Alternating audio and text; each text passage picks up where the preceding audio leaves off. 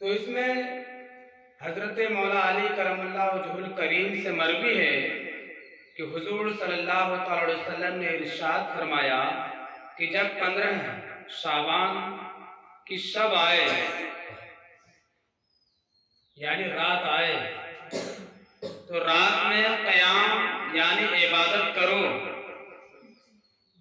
और उस दिन में रोजा रखो। बेशक सूरज गुरूब होते ही आसमानी दुनिया पर अल्लाह तबारक व तआला अपनी खास रहमत नाजिल फरमाकर इरशाद फरमाता है कि है कोई तुम में से मग़फ़िरत तलब करने वाला कि मैं उसे बख्श दूं। है कोई तुम में से रिज़्क़ मांगने वाला कि मैं उसको रिज़्क़ दूं। है कोई मुसीबत ज़दा कि मैं उसे आफियत दूं। ये निदाएं तुलू फजर तक होती रहती है। तो लिहाजा हम सबको चाहिए कि उस रात को इबादत करें। शाबान की 15वीं रात कि इस रात में मरने वालों के नाम और लोगों का रिज़्क़ और इस साल हज करने वालों के नाम लिखे जाते हैं। और जो इस रात में इबादत करते हैं उसको अज़ाब इलाही से छुटकारा यानी रिहाई मिलती है। इसलिए इस रात का नाम सबे बरात, अरबी में बरात के मानी रिहाई है। रिहाई जानते हो ना, आजाद करना, छुटकारा।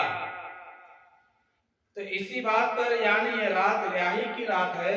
तो अल्लाह करीम कुरान करीम में फरमाता है फीहा युफ़रक़ु कुल्लु अम्रिन हकीम। तर्जुमा कंजुल ईमान, इसमें बांट दिया जाता है हर हिकमत वाला काम।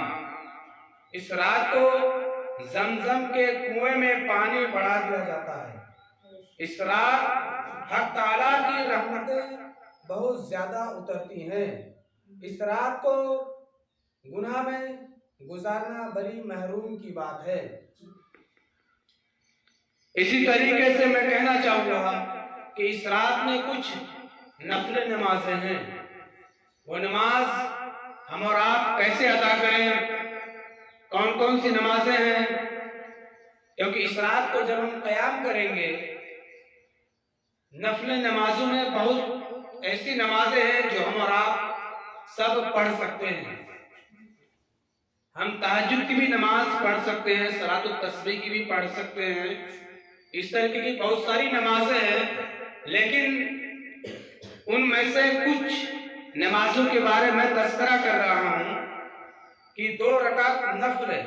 सबसे पहले तहज्जुद वज़ू पढ़े, यानी हम और आप जब नमाज की जगह पे जाएं, घर में पढ़ते हो तो घर पे, या अगर मस्जिद में क़याम करना चाहते हो तो मस्जिद में जब अगर जाते हैं तो वज़ू करने के बाद सबसे पहले 2 रकात नमाज तहज्जुद वज़ू पढ़ें। क्या पढ़ें? तहज्जुद वज़ू पढ़ें। तरकीब ये है कि हर रकात में अलहम्दो के बाद एक बार आयतुल कुर्सी, यानी अलहम्दो शरीफ पढ़ने के बाद एक मर्तबा आयतुल कुर्सी। क्या करें? अलहम्दो के बाद एक बार आयतुल कुर्सी और 3 बार सूरह इखलास। सूरह इखलास समझते हो? क्या है वो? कुल हुवल्लाहु अहद। यानी ये 2 रकात पूरी हो गई। यानी तहज्जुद वज़ू की तरकीब जो बताया कि हर रकात में अलहम्दो के बाद एक बार आयतुल कुर्सी और 3 बार सूरह इखलास। उसकी फजीलत ये है कि हर कतरा पानी के बदले 700 रकात नफल का सवाब मिलेगा। 7 100 रकात का सवाब मिलेगा। इसी तरीके से 2 रकात नफल तरकीब, हर रकात में अलहम्दो के बाद एक बार आयतुल कुर्सी, अलहम्दो के बाद एक बार आयतुल कुर्सी और 15 बार सूरह इखलास। कितने बार? सूरह इखलास यानी कुल हुवल्लाहु अहद। उसके बाद जब नमाज पूरी हो जाए 2 रकात तो सलाम फेरे, सलाम फेरने के बाद 100 बार दरूद शरीफ पढ़ेंगे। जो दरूद शरीफ, दरूद इब्राहिम हो या जो भी दरूद याद हो, वो 100 बार पढ़ेंगे। उसकी फजीलत ये है कि रोजी में बरकत होगी, रोजी में बरकत होगी, रंजो गम से नजात, गुनाहों की बख्शिश और मग़फ़िरत होगी। इसी तरीके से और आगे 8 रकात नफल नमाज। क्या हो रहा है? 8 रकात नफल नमाज, यानी वो 8 रकात किस तरीके से अदा करें? यानी 2-2 करके अदा करें। यानी नमाज की नियत जो है 2 रकात की बांधे। कै रकात की? 2 रकात की। 2 रकात की नियत बांधे। इस तरीके से 8 रकात पढ़े। पीछे हटो। इस तरीके से 8 रकात पढ़े।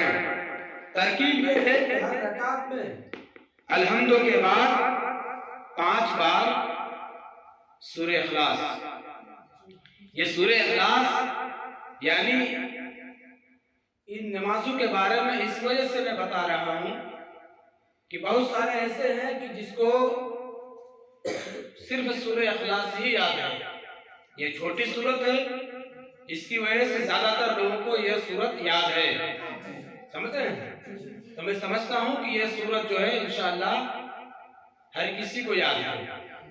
इसी वजह से इसके लिए मैं बता रहा हूं कि हर रकात में अलहम्दो के बाद 10 बार सूरह इखलास पढ़ें। कितने बार?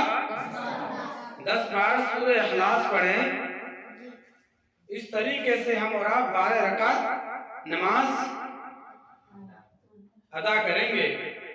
तो इसके बारे में यूं है कि जब 12 रकात पूरी हो जाए तो उसके बाद हम 10 बार यानी कलमाए तौहीद पढ़ें। कलमाए तौहीद जानते हो? कौन सा कलमा? चौथा कलमा। और कलमाए तमजीद तीसरा कलमा। यानी 10-10 बार ये पढ़ना है, ये दोनों 12 रकात के बाद। उसके बाद 14 रकात 2-2 करके नियत करें। तरकीब ये है कि हर रकात में अलहम्दो के बाद जो सूरत चाहे पढ़े। अब इसमें बिल्कुल छोट आजाद कर दिया, यानी 14 रकात 2-2 करके नियत बांधे। इसमें हर रकात में अलहम्दो के बाद जो आपको मुनासिब सूरत याद हो, जो आपको बेहतर लगता हो, वो सूरत आप पढ़ सकते हैं। फजीलत यानी इसकी फजीलत ये है कि आप जो भी दुआ मांगो इंशाअल्लाह कबूल होगी। और 4 रकात ये नमाज भी नफल है, 2 रकात करके नियत बांधेंगे। तरकीब हर रकात में अलहम्दो के बाद 5 बार सूरह इखलास यानी कुल हुवल्लाहु अहद। कई बार? यानी हर रकात में अलहम्दो शरीफ पढ़ने के बाद 5 बार सूरह इखलास पढ़ेंगे। इसकी फजीलत गुनाहों से ऐसे पाक हो जाएगा जैसे अभी माँ के पेट से पैदा हुआ हो। अल्हम्दुलिल्लाह। इसी तरीके से 8 रकात की नमाज है, ये भी 2-2 करके नियत बांधेंगे। क्या? नियत बांधेंगे। तरकीब हर रकात में अलहम्दो के बाद 11 बार सूरह इखलास। कितने बार? 11 बार सूरह इखलास यानी कुल हुवल्लाहु अहद। इसका सवाब खातून जन्नत हजरत फातिमा ज़हरा रज़ी अल्लाह तआला अन्हा को नज़र करें। इसको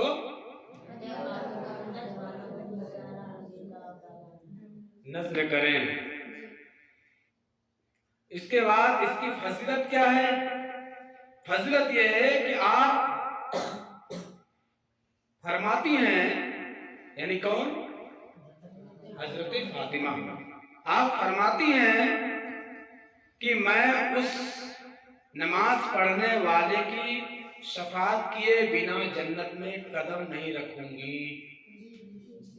यानी आप जिसके नाम से ये नमाज पढ़ेंगे, नजर करेंगे जिसके लिए, वो फरमाती हैं कि मैं उस वक्त तक जन्नत में नहीं जाऊंगी जब तक कि उसको मैं बख्शो ना दूं या उसकी शफाअत ना कर दूं।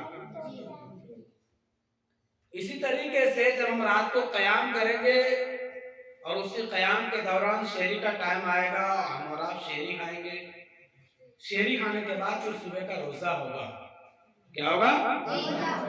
सुबह का रोजा होगा। तो उस दिन हम और आप सब रोजा रखेंगे। ठीक है? ये रोजा नफली रोजा है। इस रोजे की फजीलत क्या है कि हुजूर सल्लल्लाहु अलैहि वसल्लम इरशाद फरमाते हैं कि जिसने शाबान में एक दिन रोजा रखा, जिसने शाबान में एक दिन रोजा रखा, उसको मेरी शफाअत हलाल होगी। शफाअत हलाल होगी। एक और हदीस शरीफ है कि हुजूर सल्लल्लाहु अलैहि वसल्लम इरशाद फरमाते हैं कि जो शख्स शाबान की 15 तारीख को रोजा रखेगा, उसे जहन्नम की आग ना छुएगी। उसे जहन्नम की आग ना छुएगी। तो जब अब ये रात को हम और आप क़याम करते हैं, जिक्र व अस्कार करेंगे, तिलावत कलामुल्लाह पढ़ेंगे, नफल नमाज पढ़ेंगे, जहां तक हो मुमकिन वहां तक हम और आप इबादत में लगे रहेंगे। रात को क़याम करेंगे। क़याम करने के बाद रात जब तक हम और आप जागेंगे, आखिरी हिस्सा में हम और आप को सबको चाहिए कि अल्लाह के बारगाह में अपने हाथों को उठा करके दुआ के लिए अपने हाथों को उठाएं और जो भी इबादत किए हैं उसको खुदा के शुक्र में करके अपने लिए, अपने रिश्तेदारों के लिए, अपने अजीजों के लिए, समझ रहे हैं, सबके लिए दुआए खैर करें।